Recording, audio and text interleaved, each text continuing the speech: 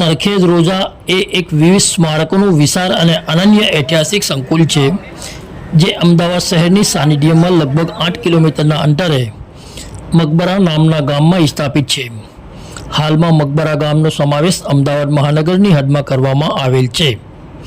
નમસ્કાર દર્શક મિત્રો, કાજલ બુલેટિનમાં આપનું સ્વાગત છે ને હું છું આપની સાથે સાદિક કાજલવાલા. સુલતાન અહેમદ શાહ ઈસવીસન 1414થી 1443ના શાસનકાળ દરમિયાન જ્યારે અમદાવાદ શહેરની સ્થાપના થઈ ત્યારે સરખેજની વસ્તીમાં મુખ્યત્વે વણાટકામ અને રંગકામ કરનાર કારીગરો વસવાટ કરતા હતા.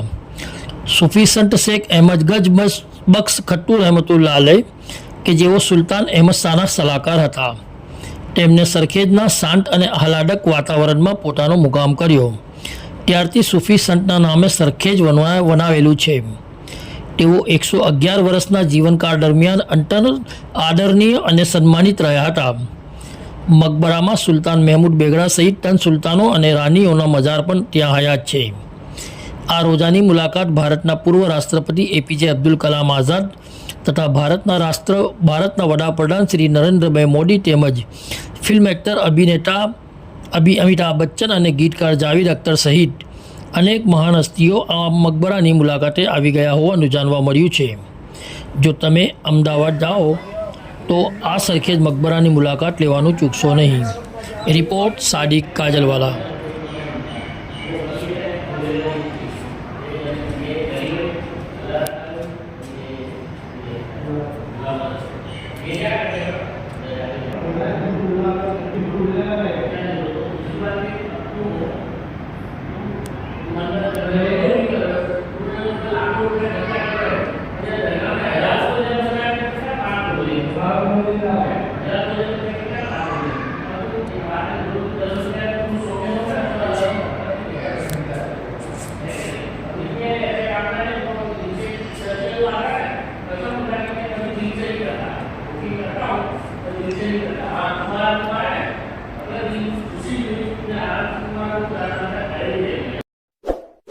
इस वीडियो को लाइक करें, हमारे चैनल को सब्सक्राइब कर बेल आइकन जरूर प्रेस करें